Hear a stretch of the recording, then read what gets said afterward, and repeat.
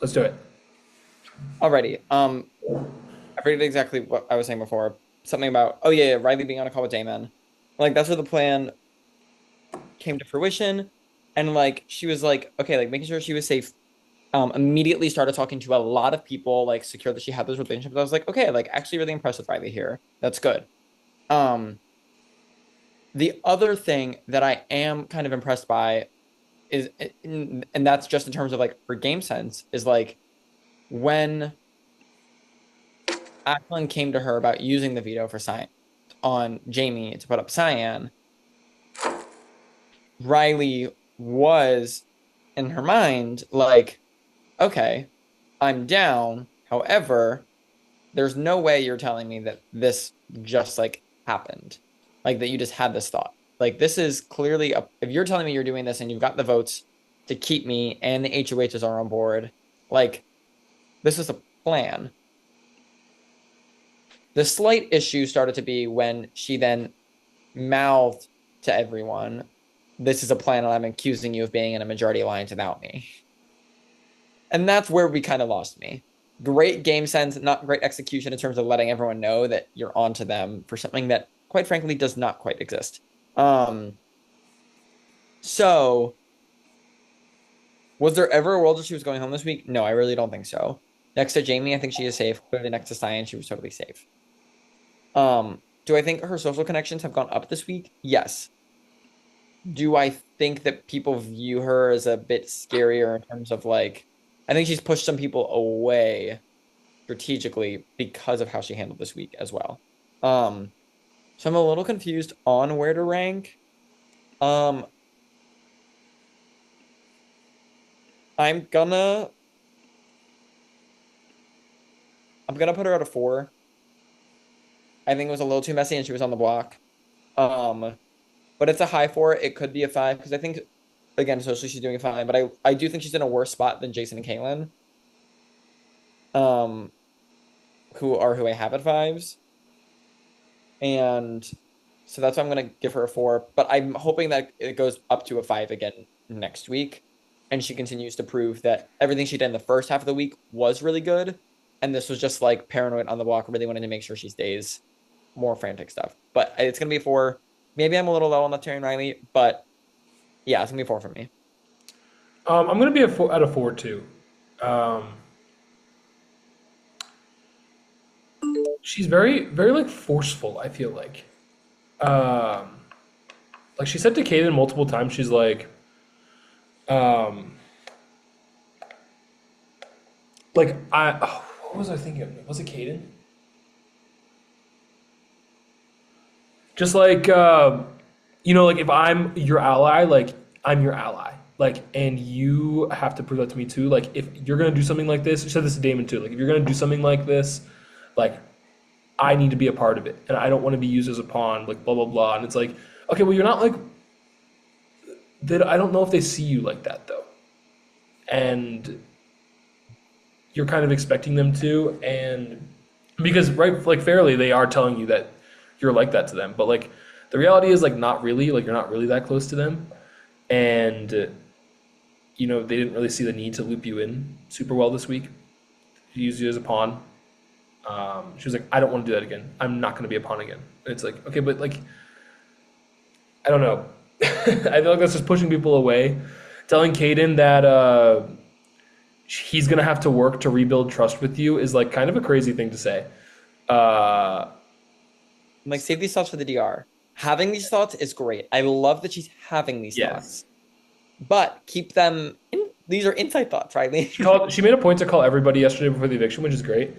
Um, but she was like, yeah, there's something bigger going on here, and that's what I feel like. There's something bigger behind this going on to everybody.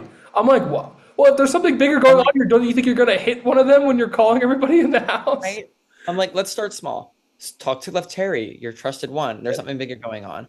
Talk to Suba, who is clearly just blindsided. I think there's something bigger going on. Let's start to form something ourselves. Let's gather maybe one or two other people that we can really trust. All of a sudden, that's 5 people out of, in theory, 12 soon. Like now, all of a sudden, you've got a solid basis. If you realize that Caden and Damon are just using you as a pawn, and we're And not looping Ashlyn in, and Danny, she's and talking Ashlyn and to. Danny, I'm like, then instead of telling them that you want to like that they got to bring her in if they want to work with her, it's like, well, girl, they put you on the block. They clearly don't want to work with. So it's like, yeah, like the and thoughts it's are like you great. telling them that you don't trust them now is only pushing them farther away from you. So, Yeah. or but like, and in a week that like she was gonna stay too. In both situations, she was gonna stay. So it's like, why do we need to make this whole big thing? So let's move on to Cyan. Yeah. Cyan, I am so sad that he's gone. I was so excited to see what he was going to do this season. And this unfortunately was a series of unfortunate events in that Suba, unfortunately, I mean, we'll get to Suba when we get to Suba, unintentionally threw him under the bus, which then led to people to start thinking. And although he was super socially connected, he definitely wasn't as strategically connected. There was this core building up around specifically Caden, Danny, Karina, and Juan that just didn't include Suba and Cyan. People were talking about how they were the most dangerous duo, and he unfortunately just had a shit clocked here. I am sadly going to give him a 2. It's definitely not a 1. I would never even dare. I was considering a 3.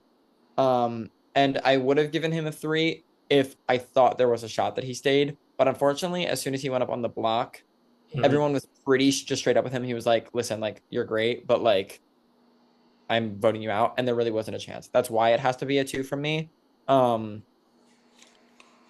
but less so specifically because of him and more so the circumstances that are here. Um, he got sniped. And if second chances was one season later, he would have been a perfect prime candidate. I didn't give him a 2. Oh, I'm actually gonna go for the 3. For different reasons against what you were saying about the 3. Um, he really tried in a situation where it was so clear that he was definitely going home after he was put up. Like he really tried his best, and he didn't give up. And also in the combination, like a little bit personal as well, where he was just like so classy the entire time. Like he got put up there. He was like, "That was a fierce move. Like that was so good. Like good for them. I'm really gonna try and stay, but like good for them. Like that was such a good move." And he got evicted, and he was like, "I had so much fun playing. Like good job, guys. Like I can't wait to see what happens. Like just like personally, I I love Cyan. yeah, he was such a good pick for this season. Um, I hope I don't know what we have in the future specifically, but I hope we can see him again at some point. Yeah, I agree. What I was texting Sean, and I find this so funny. We were making jokes this whole time, like, oh, Sean's recruits always getting 14th place. And this whole time I was like, you know what? I think that curse is gonna be broken. Like, Kaylin seems to be doing fine. And then even when he hit the block, it didn't hit me. And I was talking to Sean, and Sean was like, wow, he was not the person of my recruits that I thought was gonna get fourth. And I went, oh no, it happened again. It happened again. Um, Right?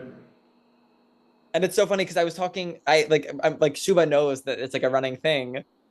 And it's like, oh, that just it twists the knife even more. I'm so sad to see Cyan go. Yeah, He let's had a talk about Suba. and yeah, now let's move on to Suba here. Suba, oh my gosh, I feel so bad. Like I feel like she was It's like like distraught.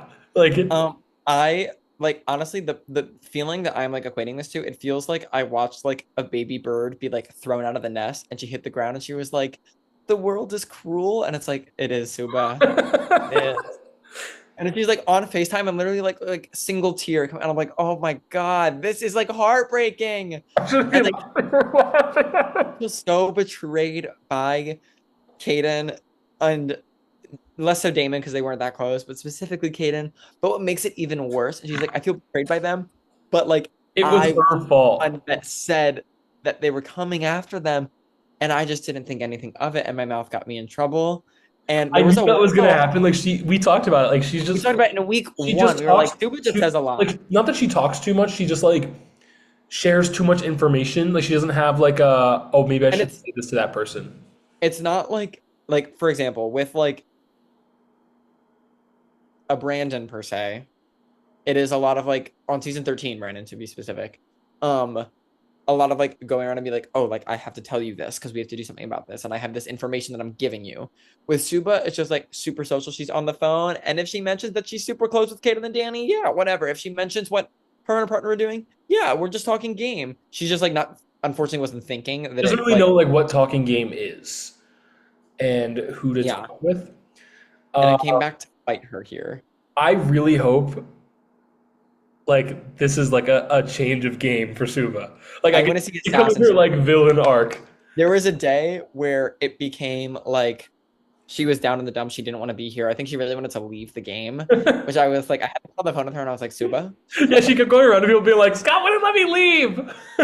And you know what? Yeah, I was not going to let someone with as much potential as Suba leave. If your name was Julia Key, I would have been like, here's the key to the door. Um, the thing Like, is, like she had her 24-hour moment of like mourning the loss of Cyan. And now it's like he's gone. There's no changing that. You can still be friends. Love it. Super excited for you two to be friends. But she had a really good call with Jason, and this is where I'm like, this is where Jason works best, also. But she had a really good call with Jason, and Jason was like, listen, I didn't super know about this move. You didn't super know about this move. Riley and Letary also clearly like, let's like the game is not over. Let's do something. And now I think like Suba's now a lot closer with Letary, which I actually love. Suba and Letary come together. I'm like, I want them to do something. Um, and Suba in the HOH, who do you think, and this is coming up for the next week, who do you think has lied most to you so far? Hayden. And I was like, damn, we're just like no hesitation. Um, she was not answering in the majority. She was answering for herself. no, for herself. Um, so do I think that after this move for Cyan, it is another step down for her? Yes. However, I do think part of the reason why a lot of people wanted Cyan out was to then pull Suba back in closer to them because they saw Suba was drifting away for someone like Cyan. Do I think it's going to work as easily as that? No, I think Suba's got an axe to grind, but I don't think she's on the outs, and I do not think that she is in any danger of being the next immediate target. So, although I will be lowering my score, sadly, it's just going to be to a 5. And I think there is a lot of building back up that Tsuba can do. I don't think this is the worst outcome for her long term because people were talking about how social and threatening her and Cyan were. And I think she appears to be on the bottom now. And to quote Caitlyn, everyone is kissing ass to Suba. So I think there is definitely an upswing to come, but it's going to be a 5 from me. I'm gonna go down to a 4. I mean, this was like textbook losing an ally right here. Um, I really hope we get this like villain origin story from this week, and I hope she's like, "Fuck all you." First of all, I want to state how crazy it is that like this game brings people so close, and it's such a pressure cooker that like you're crying over someone you met like 9 days ago, It was 9 days. I know. I and I'm love it. like that like no fault to emotions. I'm just saying like crazy how like it hasn't even been 2 weeks yet that you've known someone. Um, so feel for that. But 4 from me. I hope that it will end up going up. I just like I can't not be at a red score for her losing her closest ally, which was like also a move at her. Like the move was to break them up. Um, so 4 from me. But I hope Suba recovers and does what she can. Wonderful. Well, that A is lot of different scores this week. a lot of different scores. Karina's up on the top with of our remaining house guest. Citrus is down on the bottom. I've got to quickly run out here, so don't have too much more to wrap up and say. Next week should be another interesting week, and it's a double eviction. So next time we'll be talking about 2 people that have gone. Steven, who's your prediction for who goes in specifically the double? We know a little too much about this upcoming week, but actually, I think it's gonna be Citrus. My guess is Citrus. Yeah, I was gonna say Citrus maybe, Jamie maybe. I think Citrus, Jamie, and Damon are definitely the Yeah, those are 3, the three going and into and, this. and honestly left Terry as well. Who are the lowest scores? I don't worry for Riley and Suba as much, No. but yeah. Okay. Alrighty. Talk to everyone next week. Bye.